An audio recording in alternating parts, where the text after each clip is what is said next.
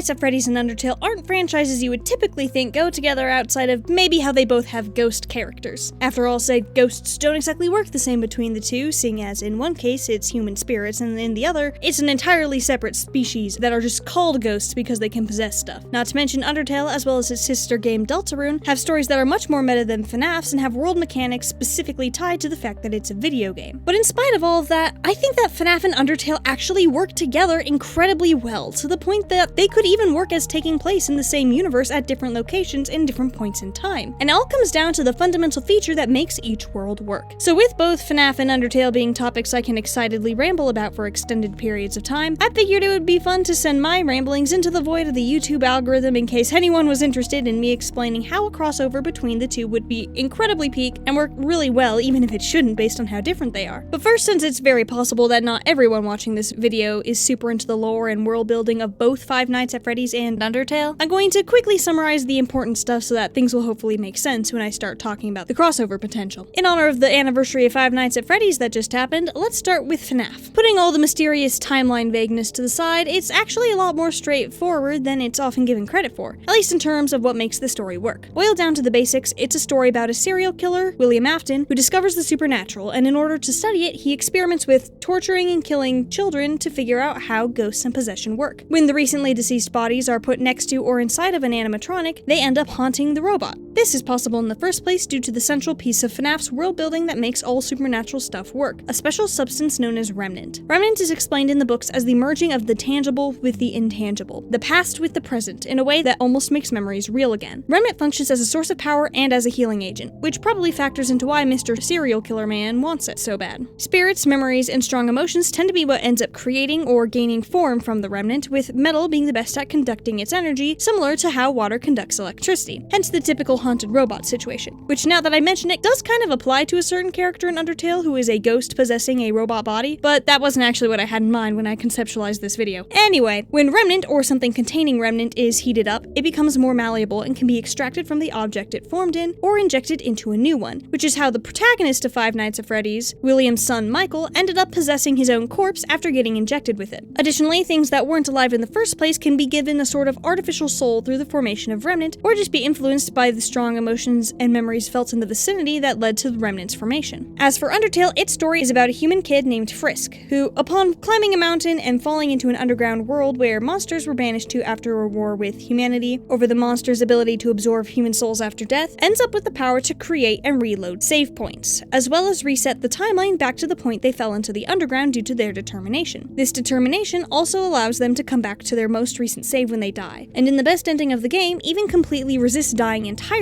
without having to go back to their save point. Typically speaking, this power isn't very well known, with only people who have had that power themselves or have some other reason to be aware of it knowing about the fact that everything they do can be reset at any moment. Determination is also the term for a substance contained in souls, with human souls having large amounts that allow them to change fate or linger after death. The determination substance can be extracted from a human soul and injected into something else. Monster souls also have determination, but not as much as humans, and if a monster gets too much determination, they get all melty since it overpowers their physical form. Since monsters can't handle high levels of determination, rather than their whole souls persisting long-term after death, their bodies turn to dust containing their essence, with that essence being thought to be imbued into the item it's placed on. This led to the existence of the character Flowey, who is the result of the dust of a monster named Azrael being absorbed by a flower that was later injected with determination. You can probably see where I'm going with this, at least for the initial crossover point. Both Remnant and Determination have a lot of similarities. They can prevent or reverse death, be extracted from what remains of a human soul after death, and are incredibly powerful, highly sought after, and potentially dangerous in their respective worlds. Both are even discovered by people who experimented with people who were dead or dying, with the main differences in that being the motives for why, with William seeming to want to extend his own life, while the Undertale character Dr. Alphys wanted to see if she could get monster souls to persist after death in order to see if their soul power could be used to break the barrier keeping the monsters trapped underground. In both cases, they experimented with injecting the substance they were studying into things, and in both cases it led to dead children trapped in bodies that weren't their own, and others being prevented from dying but not coming back from the experience as they originally were. While there are some differences between how Remnant and Determination work, they're ones that could have explanations in this theoretical crossover. For example, Determination is a specific emotion tied to Determination, the Undertale substance. So it could be a circumstance where Determination specifically creates a particular kind of Remnant that can do certain things that are somewhat unique to it, while also having traits that fall under the general category of Remnant. It wouldn't even be a new thing to Five Nights at Freddy's. The now defunct augmented reality game Special Delivery has multiple varieties of Remnant, including a dark one, and one thing that was important in the Fazbear Frights book series was agony, a substance that seems to overlap with and create that dark form of Remnant. Agony is, of course, formed by the feeling of agony, which FNAF establishes as incredibly powerful and effective at influencing the world around it. Determination could fall into a similar category, and they both even have the whole named after the trait or emotion associated with it thing. Additionally, being determined enough can give someone in Undertale enough power to reset time and learn from their mistakes, which may not be called out as a thing in FNAF, but there is the whole time travel ball pit situation, and technically speaking, multiple endings can be achieved in several of the games, some of which are based on doing or learning something from the deaths in previous attempts.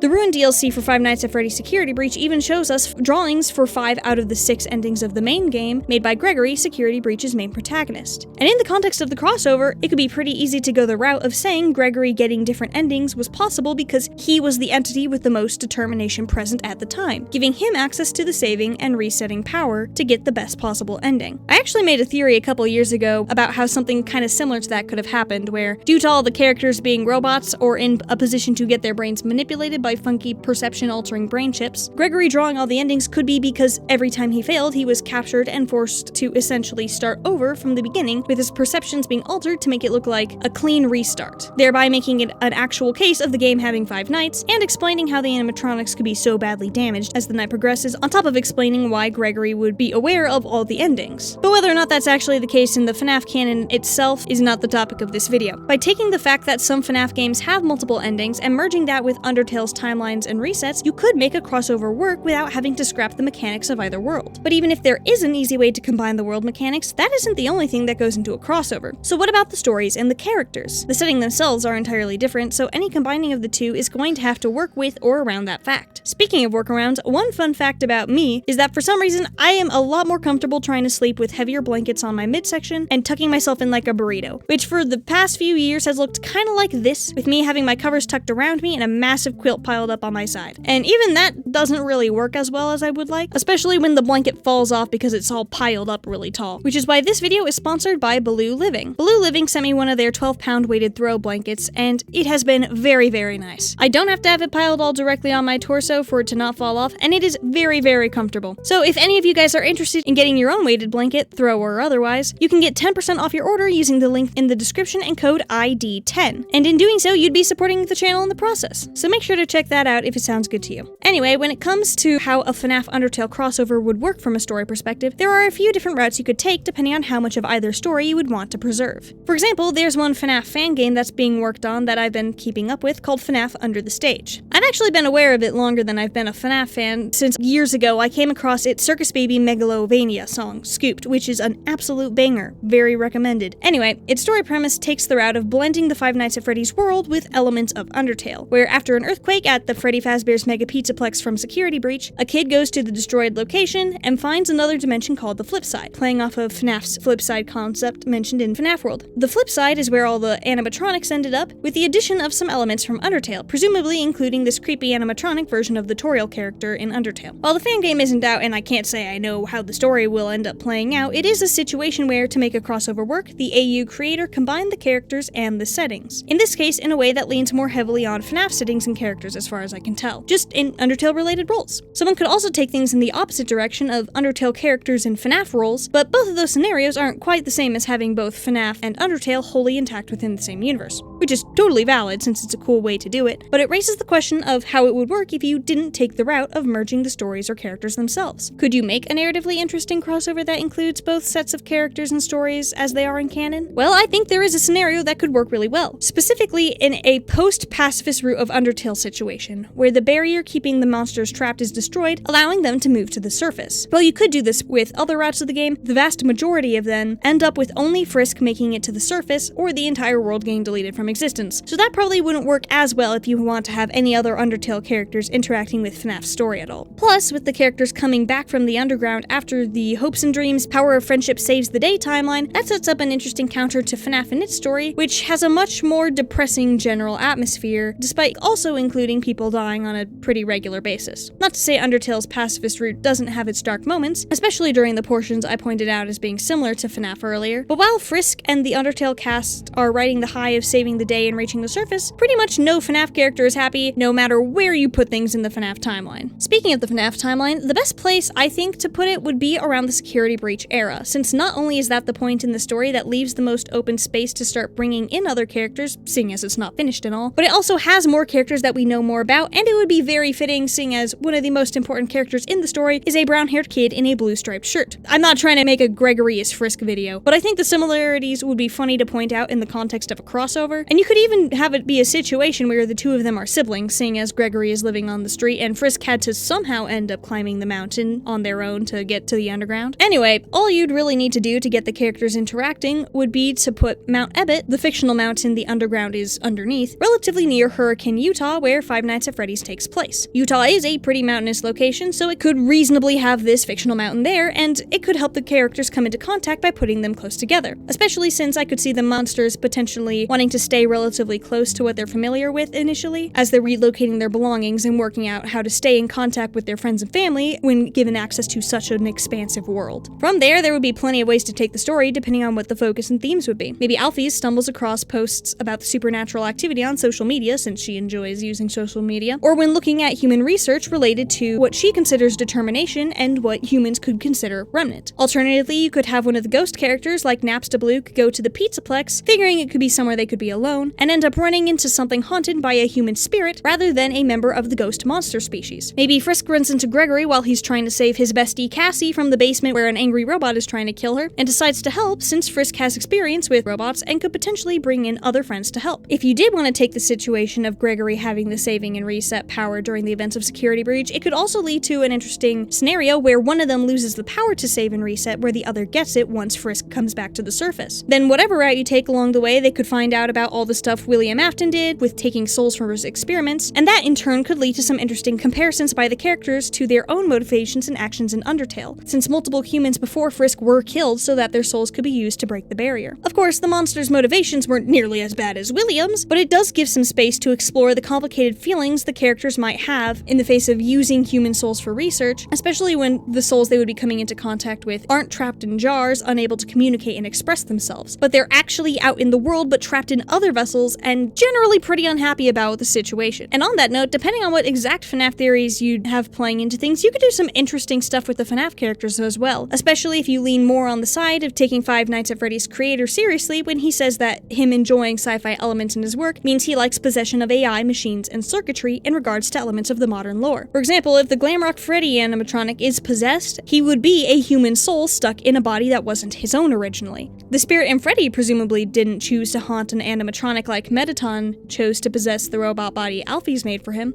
and with one ending of Security Breach potentially implying his human side is coming more into play in the face of Freddy's programming, it could be cool to compare and contrast Freddy's situation with Mettaton's. Or even Flowey's situation of being in a body that wasn't his own originally, but unlike Freddy, Flowey isn't able to feel emotions properly. Also, if you wanted to take things in a Deltarune crossover direction, it could work even better to have Freddy's situation compared with the character Pink from Chapter 5, who's also a ghost possessing a body, but one that came to life due to a certain event in that game, meaning she had to learn to work in harmony with her body, who had her own thoughts and desires, rather than just overruling the body's wants and needs. You could also bring in other spirits, or if your Camp Gregory has something supernatural going on and or is a robot, you could do something with that if you wanted to as well. Whatever the case may be, or whatever way you wanted it to work, there are really cool ways you could do it using that initial foundation point of remnant and determination. But rather than giving all the ideas myself, I'm most interested to hear what you guys think. Would you be most interested in a FNAF Undertale crossover that left more of their respective canons intact, or one that blends the stories and characters together? How would you handle integrating the two if you were the one making the crossover work? I'd love to hear the ideas you have in the comments, and if you're interested in more Undertale and Deltarune content in addition to Five Nights at Freddy's, consider subscribing. I have some plans to make more videos on those topics in addition to my usual FNAF theories, so if you want to see more, let me know. Thank you so much for watching, don't get stabbed, and have a nice day.